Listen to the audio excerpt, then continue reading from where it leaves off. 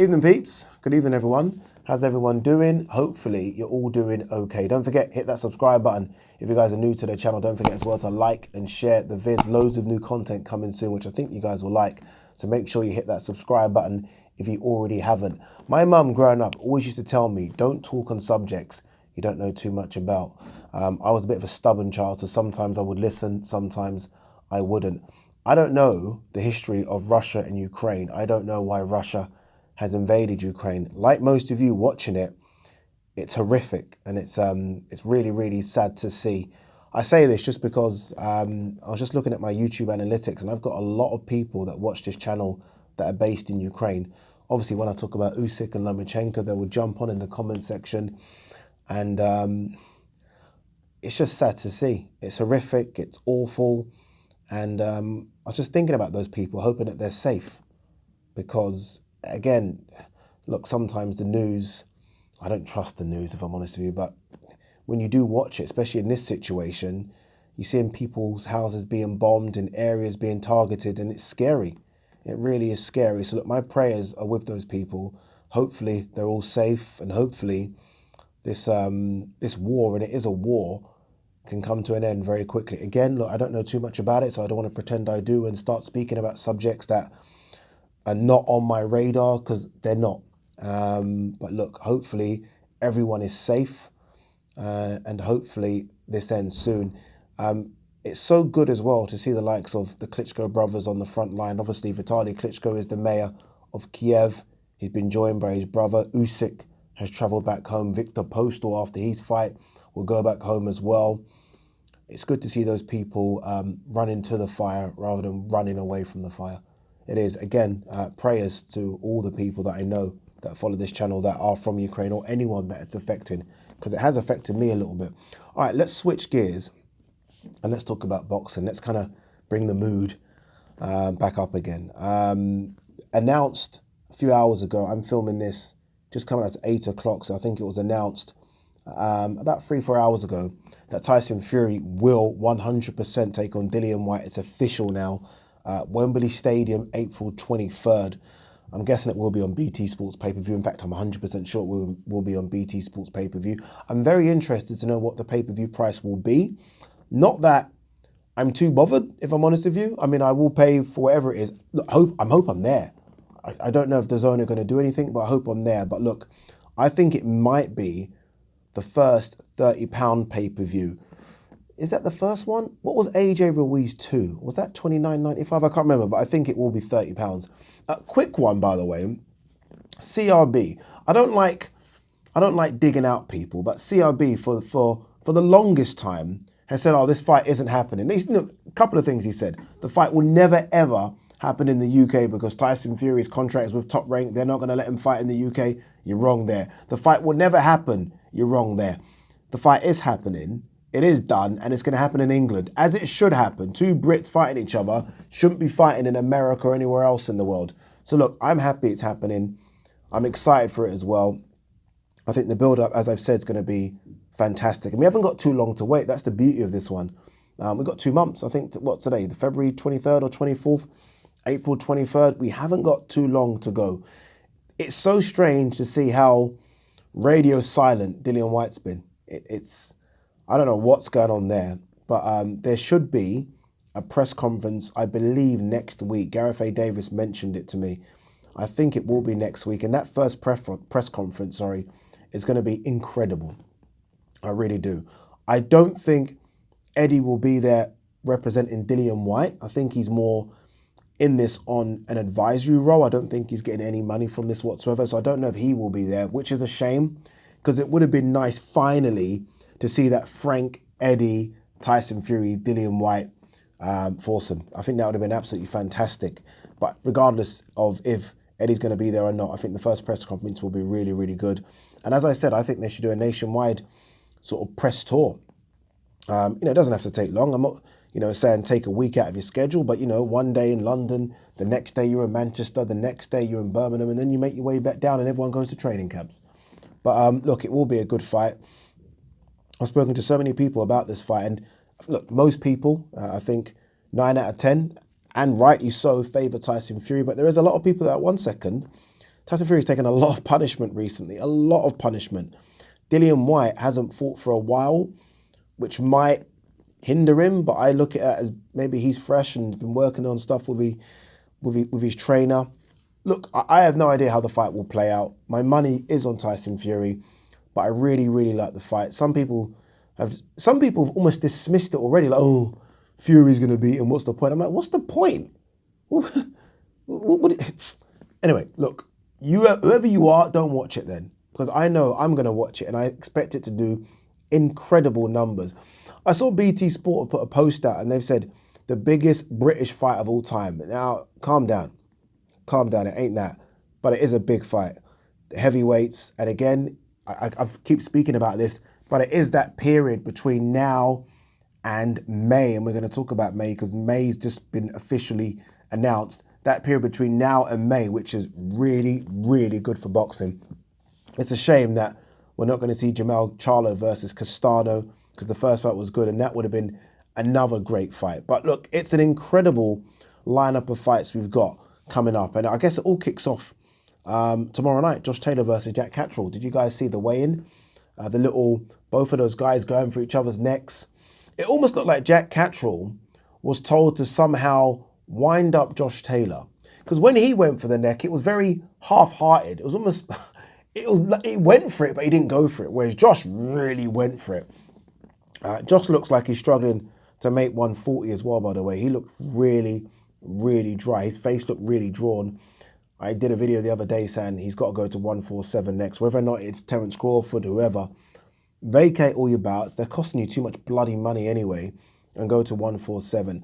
I don't know if you guys have seen this, but he's paying, in total, I think it's 11% of his purse to the sanctioning bodies. Dump those things. Just keep the Ring Magazine belt. Everyone knows you're number one. Get rid of the nonsense. Honestly, get rid of them. All this sanctioning fee rubbish. It's just ridiculous. Go to 147 and have fun up there. And look, even if it's not Crawford first, have some fun fights at 147 because there are some good names out there, fun names as well. And then take on the guys, the big guys. But I think this should be his last fight at 140. He's accomplished everything. He really has. Ryan Garcia versus Emmanuel Tago is official for April 9th. This wasn't one of the big fights I was talking about, but hey, look, Ryan Garcia's back and it's great to see him back. What I was talking about in terms of big fights is Canelo's 2-fight deal with DAZN is now done. It's official. His first fight will be against Dimitri Bivol. We're going to do separate videos on this. I've done so many videos about it already, but Dimitri Bivol will be the first fight on May 7th and then Golovkin on September 17th. Think of that in back-to-back weeks. April 23rd, Tyson Fury versus Dillian White. April 30th, Katie Taylor, Amanda Serrano, Shakur Stevenson, Oscar Valdez. The week after, Canelo versus Dimitri Bivol. Boxing's exploding right now. It really is. In fact, sorry, apologies. I think the week before that, isn't the week before Fury White, isn't that Errol Spence? What date's Errol Spence fighting? One sec. What date's that fight again?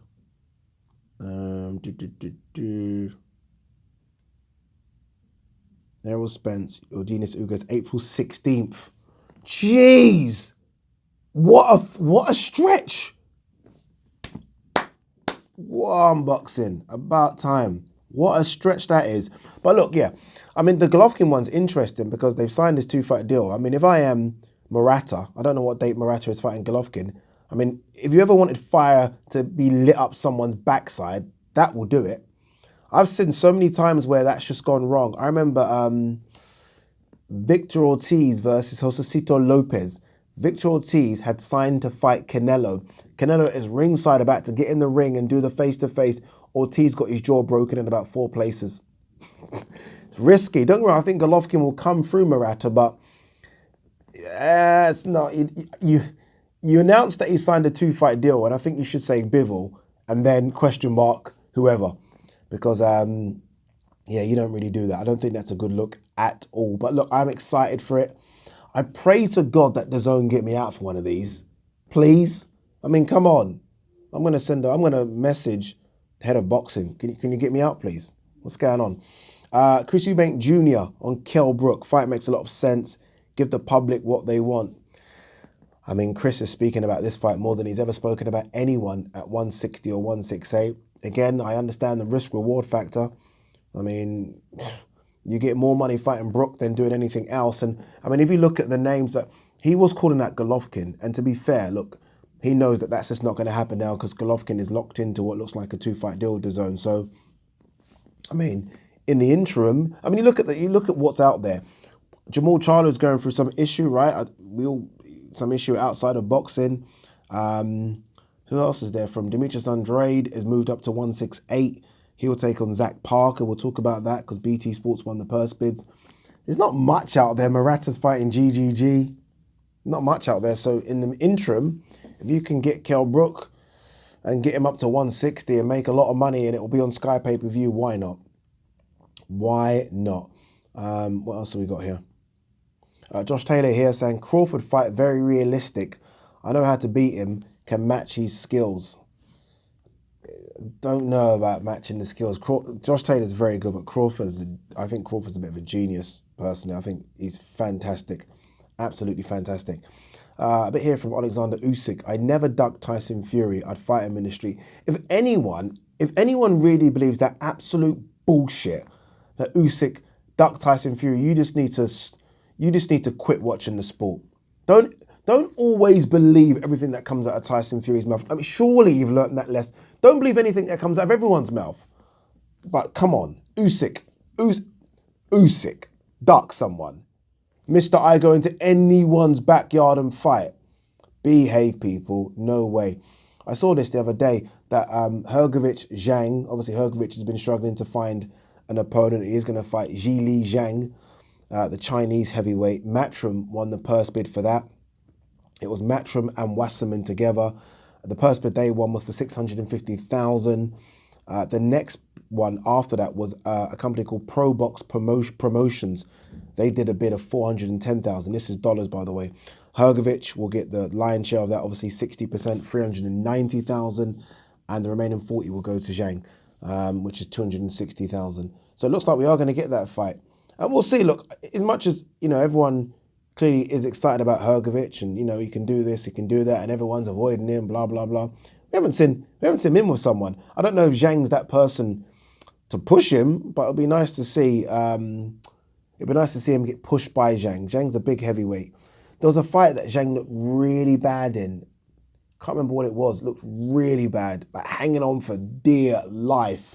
I can't remember what it was. Since then, he's had a couple of wins, so look, we'll see. This was the big purse bid I was talking about.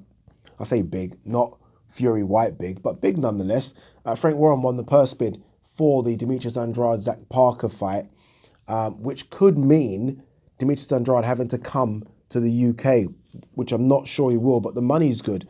The purse bid was won by Queensberry. As I said, it was 1.834 million.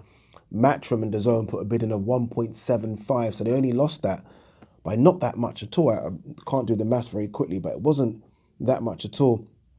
Of that, and this is why I think Demetrius Andrade will come, Demetrius Andrade obviously will take the lion's share of that, and I think he'll be getting 1.2 million or thereabout. Zach Parker, 650,000. We'll see. We'll see if Demetrius Andrade will travel. It seems like a lot of money. For me, I didn't realise that Andrade was getting that kind of money. But then again, he has been fighting on DAZN and Matchroom, who we know pay well. Now remember, this is for the WBO interim title at £168.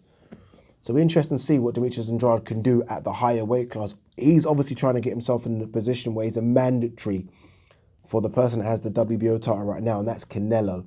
So that's what he's trying to do. He's trying to force himself in a position. I think Canelo's going to vacate, and he's going to have to probably fight a Benavidez or someone for a vacant title, but we'll see. But and Matchroom, Frank winning another purse bid. Frank's throwing that money around, boy. Jesus. I mean, is that a big fight? I can't see how they make their money back on that one. I don't know. Is that Parker a draw? I don't know, but it's quite a lot of money, man. Nearly 2 million. That's a lot of money. All right, what else have we got, people? Obviously, I'm at the O2 on Sunday, covering the Lawrence Okolie fight. I'm really looking forward to seeing Galal Yafai. They put him in with someone of note, Batista. I think it's what's his first name? I think it's Carlos Batista, who has lost a few, but these Mexicans, this is their weight class, it's their division. The fight's at flyweight, WBC international title. Be interesting to see what he does. Anything else before we go? I think that's it, people. Again, look, to everyone dealing with the Ukraine situation, my prayers, and I mean that, my prayers, fingers crossed this situation gets resolved very, very quickly. Peace and love.